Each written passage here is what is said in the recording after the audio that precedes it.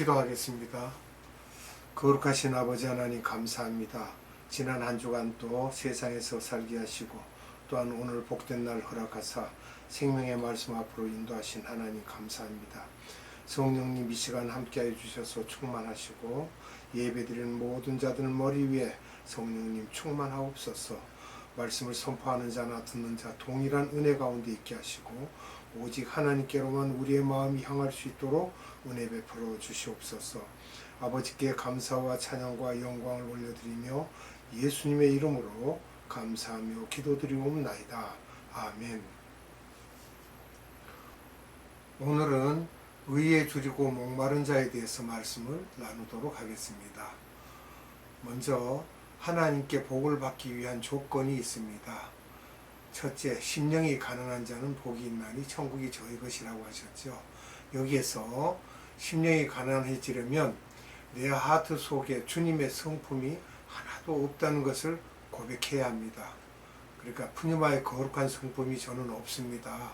나는 정말 내 심령이 가난합니다라고 고백을 해야 합니다. 그리고 천국이 저희 것이다 라는 말씀은 현재형으로 이 세상 동안에도 천국을 맛보고 하늘나라에 가서도 그렇게 된다는 말씀입니다. 두 번째로는 애통하는 자는 복이 있나니 저희가 위로를 받을 것이요 라고 하셨는데, 마음이 가난한 자에게 자동적으로 따라오는 마음입니다. 위로를 받을 것이라는 말씀은 보혜사 성령님께서 오셔서 위로해 주신다는 말씀입니다. 세 번째로는 온유한 자는 복이 있나니 땅을 기업으로 받을 것이요 라고 하셨는데, 이 말씀은 마음이 가난해지고 그것 때문에 애통해하는 자는 온유한 자가 될 수 있다는 말씀입니다. 온유한 자는 훈련이 잘 된 사람으로 자기를 완전히 포기하여 자신의 뜻도 포기하고 항상 예수님의 뜻을 생각하며 주인의 명령에 순종하고 주인의 품에 있을 때 가장 만족하고 행복을 느끼고 안전함을 느끼는 그런 사람입니다. 이렇게 온유한 사람이 되기까지는 파워가 필요한데, 그러기 위해서 의에 줄이고 목마른 자가 되어야 합니다. 그럼 의란 무엇인가? 마태복음 5장 6절을 보겠습니다. 의에 줄이고 목마른 자는 복이 있나니 저희가 배부를 것이요. 아멘. 그럼 의가 예수님이며 결국 예수님에 대해서 예수님의 뜻을 알기 위해서 그 뜻을 이루기 위해서 목마라 해야 한다는 것이죠. 갈급한 마음으로 우리가 식욕이 있을 때 건강하다고 하는 것처럼 영적 건강한 사람은 의에 줄이고 목말라 해야 합니다. 알고 싶고 가까이 하고 싶고 더 알고 싶어서 막 주님께 매달리는 그런 마음이 되죠. 줄인다는 것은 고체 음식인데, 요한복음 6장 50절에 하늘에서 내려온 산떡이라고 말씀하셨죠. 예수님의 말씀인데 여기에 줄인다는 것이죠. 목마르다는 것은 액체 음식인데, 요한복음 7장 38절에 기록된 말씀을 보면 우리가 생수로 알 수 있습니다. 그리고 성령님을 우리가 말할 수 있죠. 성령을 우리에게 부어주시옵소서.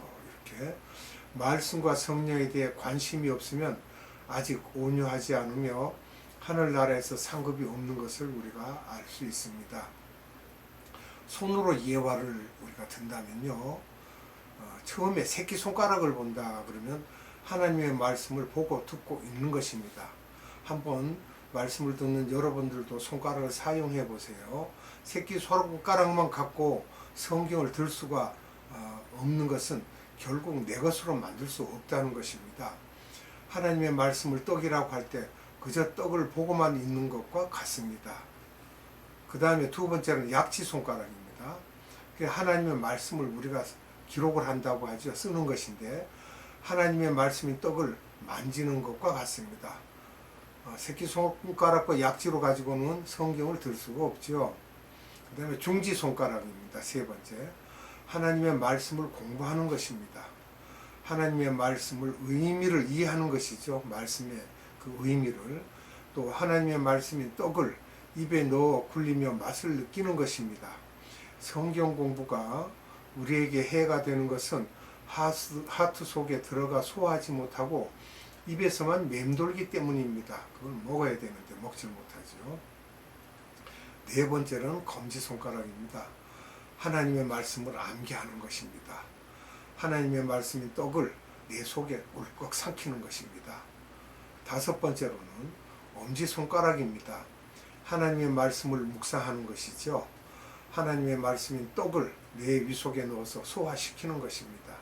성경책을 잡을 때 엄지손가락이 없으면 힘주어 꽉 잡을 수 없기 때문에 이것을 우리가 묵상이 중요하다고 말할 수 있습니다.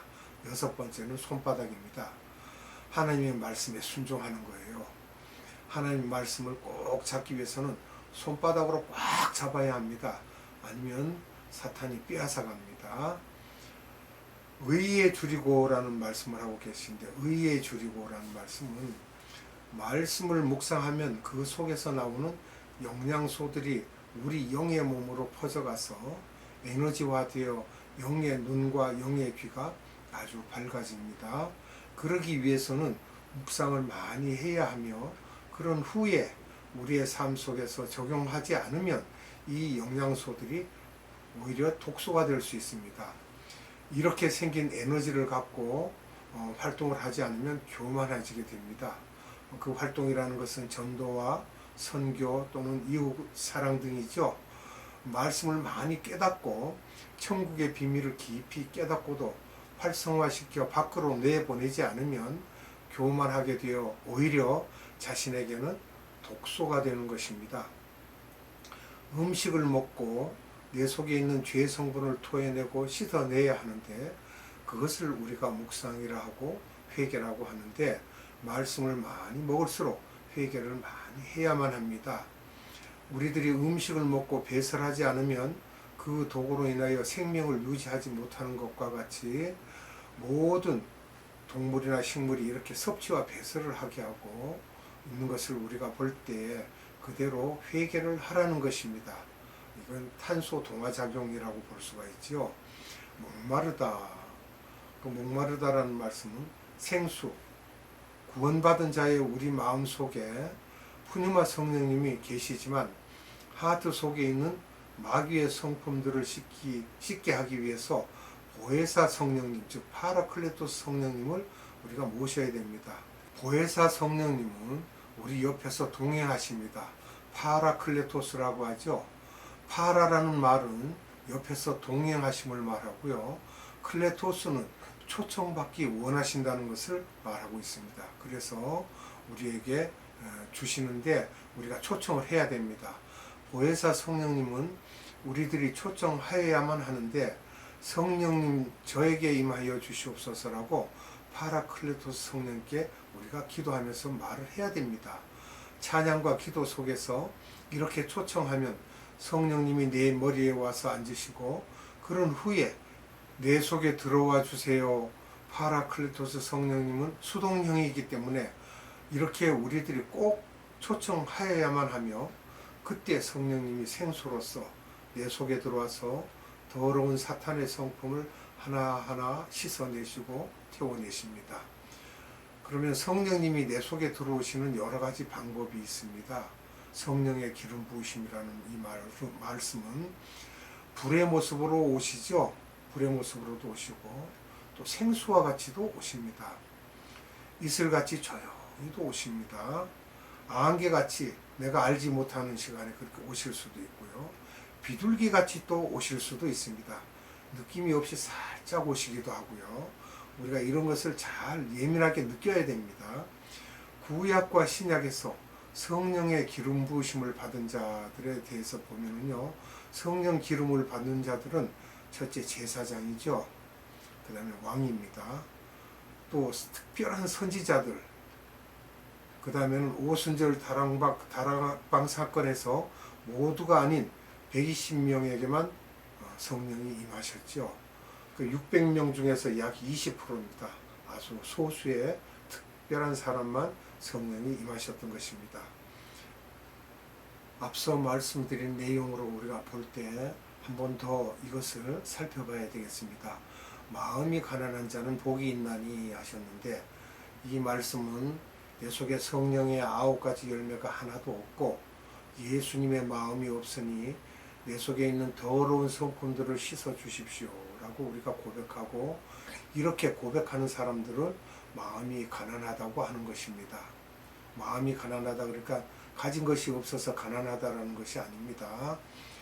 또 애통하는 자는 복이 있나니라고 하신 말씀은 주님, 저는 주님을 닮고 싶은데 미움과 질투심이 많으며 평강이 없고 욕심이 많아서 늘 불안하며 이런 성품들로 인하여 우리가 아버지 하나님, 저는 마음이 애달픕니다 하고 애통해하는 것입니다.